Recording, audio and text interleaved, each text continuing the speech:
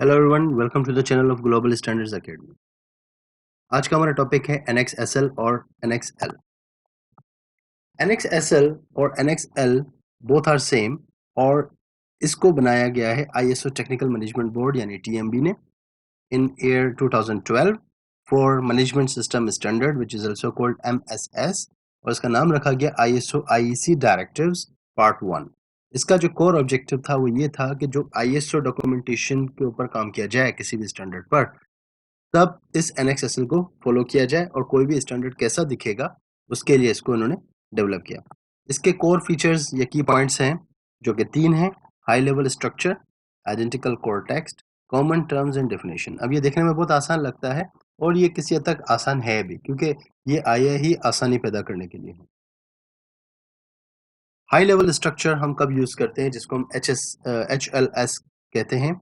इसका क्या core objective होता है या पर्पस होता है, वो ये होता है कि जब भी आप किसी स्टैंडर्ड को एक से ज़्यादा, लेट सपोज जहाँ एग्जांपल दी गई है ISO 9001 और ISO 14001, जब एक से ज़्यादा स्टैंडर्ड को आप इंटीग्रेट करते हैं तब ये हाई लेवल स्ट्रक्चर आता है। लेट से इसकी पॉलिसी भी एक हो, लेट सपोज अगर ISO 9001 और 14000 है तो ISO 9001 क्वालिटी मैनेजमेंट सिस्टम का स्टैंडर्ड है और ISO 14001 excuse me 14001 environment management system का स्टैंडर्ड है। इसका मतलब ये हुआ कि इसकी पॉलिसी भी डबल हो जाएंगी, इसके तमाम एलिमेंट्स डबल हो जाएंगे, ऑब्जेक्टिव्स वगैरह। तो यहाँ पर इंटीग्रेशन के वक्त जब अगर एक से ज़्यादा पॉलिसीज हैं, अगर वो एक ही इंटीग्रेशन में की जाए, यानी क्वालिटी की पॉलिसी भी एक ही पैटर्न पे लिखी जाए और एनवायरमेंट की भी एक ही पैटर्न पे लिखी जाए, लेट सपोज एक पेज पे, 2 पेज पे, मगर दोनों के दोनों अलग ना हो, डॉक्यूमेंट कंट्रोलिंग सिस्टम अलग ना हो, यानी दोनों को अलग अलग हम ना बनाए। इसी तरह ऑब्जेक्टिव्स भी, इसी तरह प्रोसीजर्स भी, इसी तरह मैनुअल भी, उस सिस्टम को कहा जाता है हाई लेवल स्ट्रक्चर। तो वहां पर ये बहुत ज़्यादा हेल्प आउट करता है, क्योंकि NXSL का सबसे बड़ा बेनिफिट ये है, जो उसका कोर ऑब्जेक्टिव है, कि ये हर स्टैंडर्ड के कोर फीचर्स को सेम रखता है। Number 2, identical core text. जिस तरह हाई लेवल स्ट्रक्चर बहुत ज़रूरी था NXSL के लिए, तो आइडेंटिकल कोर का होना भी बहुत ज़्यादा ज़रूरी है। तमाम के तमाम कोड्स, तमाम के तमाम सब क्लॉजेस मैनेजमेंट सिस्टम स्टैंडर्ड के सेम रहते हैं, जिससे आसानी होती है कि आप ये वाला पॉइंट मीट कर सके जो है high level structure. High level structure supported by identical core text. For example, context of organization एक क्लॉज है, लीडरशिप एक क्लॉज है, प्लानिंग एक क्लॉज है। ये तमाम स्टैंडर्ड में यूज होगा, चाहे वो ISO 9000 हो, 14 हो, 45 हो। और इन फ्यूचर NXSL कहता है इन फ्यूचर जितने भी ISO के MSS के स्टैंडर्ड्स आएंगे, keep in your mind, MSS management system standard requirements के स्टैंडर्ड जितने भी आएंगे वो तमाम के तमाम इसी पैटर्न पे होंगे, जिसपे 10 क्लॉज होंगे। तीसरी टर्म है कॉमन टर्म्स एंड डेफिनेशन। अब NXSL के अंदर टोटल अगर देखा जाए तो कॉमन टर्म्स हैं 21, 3.01 से लेकर 3.21 तक, जिसमें तमाम के ये 21 के 21, 21 to 21 common terms and definition इस्तेमाल की गई हैं। लेट सपोज अगर जैसे ही स्टैंडर्ड चेंज होगा तो डेफिनेटली जो स्टैंडर्ड जिस पर्टिकुलर चीज़ के लिए बनाया गया है उसके टर्म्स तो होंगी, मगर ये वो 21 टर्म्स हैं जो मैनेजमेंट सिस्टम स्टैंडर्ड के लिए। Let suppose manual, non conformity, correction, corrective action, preventive action, risk, opportunity, ये कॉमन टर्म्स है जो हर स्टैंडर्ड का हिस्सा है, तो वो ये रहेंगी। और अगेन इसका पर्पस यही है कि जब आप इंटीग्रेटेड मैनेजमेंट सिस्टम पे आप जाते हैं, यानी एक से ज़्यादा, जब हम 2 स्टैंडर्ड्स पे या 3 स्टैंडर्ड पे या एक से ज़्यादा स्टैंडर्ड पे हम काम करते हैं, उसे integrated IMS integrated management system कहा जाता है। वहाँ ये सबसे ज़्यादा हेल्प आउट करता है, इसीलिए इसे लॉन्च किया गया।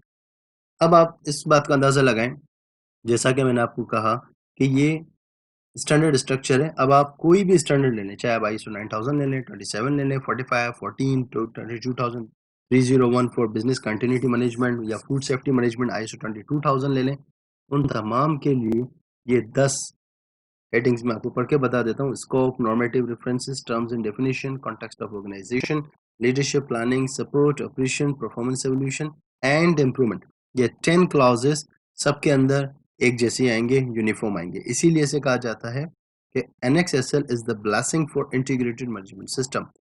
वो जाइंट कंपनीज या मैन्युफैक्चरर कंपनीज जो एक साथ 3 स्टैंडर्ड पे जाती हैं, जो वेरी फर्स्ट शॉट में चली जाती हैं, ISO 9000 हो, 14 हो, 45 हो, तो उनके लिए NXSL एक ब्लेसिंग बन के आया है, क्योंकि अब उनको क्लाउज में ट्यून नहीं करना पड़ता। बरक्स इसके, जब आप ISO 9001 2008 पे जाते थे, 14001 2004 पे जाते थे, और एक स्टैंडर्ड था, अभी भी है, जो बस एक्सपायर होने वाला है, OSHAS 18001 2007, उसमें इंटीग्रेशन में काफ़ी मुश्किलात का सामना करना पड़ता था, क्योंकि वहाँ पर क्लाउज की रेटिंग या उनकी जो लेबलिंग थी वो टोटल चेंज थी। तो हमें एक से एक क्लाउज को दूसरे क्लाउज के साथ मैच करना पड़ता था, जबकि इसमें ऐसा नहीं है। फर्दर मोर, जो मोस्ट इम्पॉर्टेंट चेंज अब आया है NXSL में, तो अब तक बस NXSL के बारे में इतना समझना ज़रूरी था कि ये सिंपल एक स्ट्रक्चर है जो बताता है कि स्टैंडर्ड कैसे बनाया जाए, स्टैंडर्ड का खुद का एक स्टैंडर्ड होना चाहिए, वो कैसे बने। NXSL का नाम अब चेंज हो गया है NXL। In last change in ISO IEC directive part 1 में 2019 के अंदर एक चेंज आया, जिसमें ये कहा गया कि जो NXL है, अब ये NXSL को रिप्लेस करेगा, और NXL एक नंबर आ गया, जैसे ABCD होता है तो NXA, NXB, NXC, इसी तरह से कहीं ना कहीं एक सीरियल नंबर होगा NXL, उसमें ये तमाम बातें लिखी होंगी, और उसी स्टैंडर्ड को हम स्टैंडर्ड मानेंगे एज अ NXL। NXL की कोई एब्रीवेशन नहीं है, NXL की भी कोई एब्रीवेशन नहीं थी। लोग उसको कहते थे कि भाई ज़रा इसको हाई लेवल स्ट्रक्चर ही समझा जाए, बट ऐसी कोई बात नहीं थी। NXSL का मतलब ये था, ये भी एक रेटिंग थी, एक सीरियल नंबर था, बट इसको और क्लियर किया इन लोगों ने for the first change, the first revision in 2019 में जो हुआ, और इसका नाम रखा गया NXL। Otherwise there is no sufficient change, कोई इतना बड़ा चेंज इसमें नहीं आया। एक और मोस्ट इम्पोर्टेंट बात कि MSS की दो टाइप्स हैं, type A and B. MSS type A है वो स्टैंडर्ड्स जो ISO ऑडिट करवाते हैं, जिनके जरिए ऑडिट होगा, जिनके जरिए रिक्वायरमेंट को कंप्लीट किया जाएगा। हर वो स्टैंडर्ड जिसके ऊपर ये लिखा हुआ हो मैनेजमेंट सिस्टम रिक्वायरमेंट्स, इसका मतलब वो ऑडिटेबल है, ऑडिटर ने ऑडिट वहां से करना है। जबकि MSS टाइप बी का मतलब है कि ऐसा मैनेजमेंट सिस्टम जिसकी गाइडलाइन हो, उसे हम टाइप बी कहेंगे, जो ऑडिटेबल नहीं है मगर उसकी गाइडलाइन हम ले सकते हैं, ताकि हम अपने ऑडिट को और अच्छा कर सकें। So far so good. Thank you very much. Join the latest videos to know more. Join the webinars for awareness programs, lead auditor programs, and lead implementer programs. Don't miss the opportunities that we offer to students and experts.